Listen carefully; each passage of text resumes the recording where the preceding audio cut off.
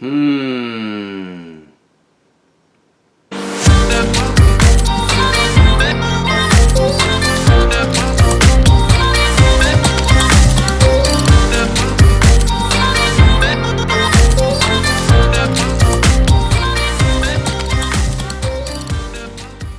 How many years of experience? How many? Oof. This is a touchy subject because I've talked about this a few times. How many years of experience should an RN have before starting NP school? So this is just literally how much experience before you enter NP school. Now, I think I'd like to extrapolate this into how many years of experience should an RN have prior to becoming an NP. And I've also gone back and forth on this one as well. And this is a very interesting debate. So let's talk about some facts. And I'm going to have to read this to you verbatim, so you're going to have to bear with me. Okay, so I'm reading this literally verbatim from a post that I did on Instagram a while back. And I talk about how you could get away with literally less than a year of experience at the bedside. And I'm going to go with bedside experience. It's probably wrong, it's probably a little narrow-minded, but that's the way I'm going to look at this. Is that an NP could graduate and attain licensure, start treating patients with literally a year of experience or less, caring for patients at the RN level. And I'm not saying that's a bad thing, I'm simply just stating facts. So here's where I come up with this interesting information. And this is all mathematics. This is not my opinion in any way. Is now that I did a quick search, and this post is several months old, and I'm sorry if I'm literally reading verbatim, but I want to make sure I get it right. There are completely online NP programs out there that advertise you can gain your master's in nursing with an NP degree in as little as 20 months. 20 months, start to finish, you can graduate with your master's and sit for your NP boards.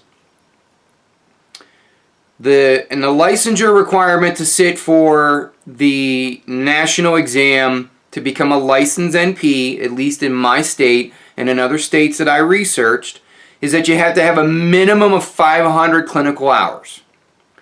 That's 12 and a half weeks of 40-hour work weeks. Once again, this is all mathematics. So minimum 500 clinical hours in order to qualify to sit for the national exam. And there are several national exams, so we're not going to go into those details. Now, if you were a well-off student, I mean, you didn't have to work while you were in school, and you decided to take out loans, or you had some way of paying for school without having to work a full-time job, you could get away with working a per diem job. You could graduate nursing school, start as an RN, and immediately apply for NP school. So bare minimum working experience while you're in NP school is a per diem job, which averages 16 hours a month. This is all averages. 20 months while in school times 16 hours a week is 320 total working hours. At the bedside as an RN, you're working 320 total hours. No, it's not a lot. Now, this doesn't have to be direct patient care either. So you could literally work in an outpatient clinic, or you could work. Actually, you could work from home. You could do 16 hours as a home health nurse, or working for an agency where you're doing work from home as a registered nurse. So you're not actually doing direct clinical patient care. Let that sink in. State licensure clearly states that work experience cannot count towards your degree. So let's be generous. That you have 500 clinical hours plus 320 worked hours during that 20-month period. So we could be generous and say that you had 820 total clinical hours. Now, if you assume the average experience for a full-time bedside nurse is 52 weeks times 36 hours, then it's 1,872 hours of experience per year. A newly minted NP who did the bare minimum work while in school, only needing 44% of that total experience. So 820 hours is 44% of a normal 1-year working RN, which is 1,872 hours. I'm going to try and put all this in the comments, in the description of the video, so that you can do the math yourself. Please, by all means, check my math. I'm no math wizard. So you can check my math. So you literally could get away with, as a new grad nurse, new RN, go into this 20-month program. You only have to get 500 clinical hours. You could work per diem from home, 320 hours. That's less than half of a year working as a full-time RN. Total working hours. And you just graduated as an NP, and now you are charged with the responsibility of assessing and diagnosing and treating patients at whatever level that is. I've mentioned it many a times before that new grad NPs don't know nothing. They don't know nothing. They need help. They need someone to hold their hand. It's like when you graduated as an RN. You didn't know nothing. And I'm trying to watch my language while I'm on YouTube. But you didn't know. You knew nothing. Zippo. Zip. Nothing. Someone had to teach you by the numbers on how to actually do the job. It's the same thing as an NP. But now you have a lot more responsibility, and you actually have been given the capability to prescribe medications, to write for medications.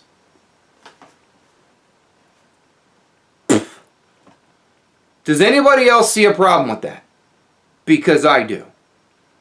The original question is, how many years of experience as an RN should you have under your belt before you go into NP school? I say 5 years minimum.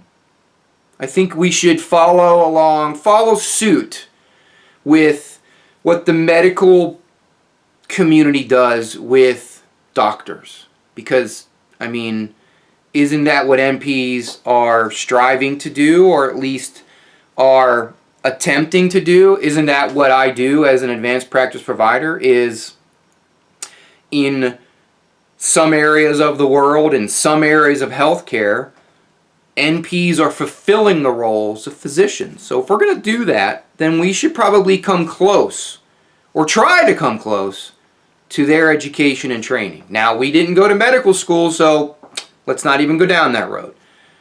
But you're on-the-job training, caring for patients, I think should be a minimum 5 years. A 4-year, residency, or a 4-year medical training, when students graduate medical school and they now have a medical degree, they go to residency, which, it can average about 3 years. So then I say, because we didn't go to medical school, I say an average of 5 years. You should have a total of 5 years of experience under your belt as a nurse before you start practicing as a nurse practitioner.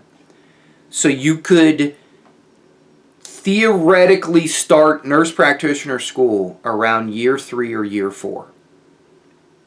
I don't think that should be fast-tracked.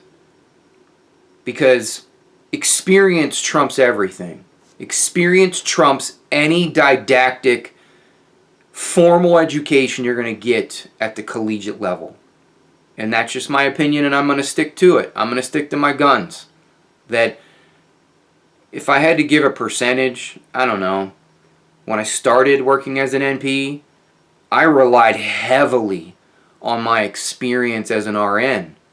And to this day, as an NP working in the ICU on year 7 now, I rely heavily on the experience I have under my belt as a nurse practitioner. I am now one of the senior NPs in our practice group. I have helped train a dozen of advanced practice providers, and I've helped participate in the education of innumerable medical residents and other students that have come through our doors. And I rely heavily on my experience to do that. My experience has been molded by the teachings of my attending physicians whose knowledge is vastly beyond mine. And I'm still learning to this day, 7 years later. So I think a minimum is 5 years. I think you should have more than that. I think if you can get more than that, do that. I don't think you should fast track your career when it comes to becoming an advanced practice provider. I would love someone to explain to me. I guess I would love to know how someone could be an advanced practice provider with less experience. Because even with 10 plus years of experience when I started as an NP, I was scared out of my mind. So, inquiring minds want to know. Share this with anybody that can contribute to this conversation. I would like to have an engaging conversation about this. 5 years minimum. That's what I'm sticking with.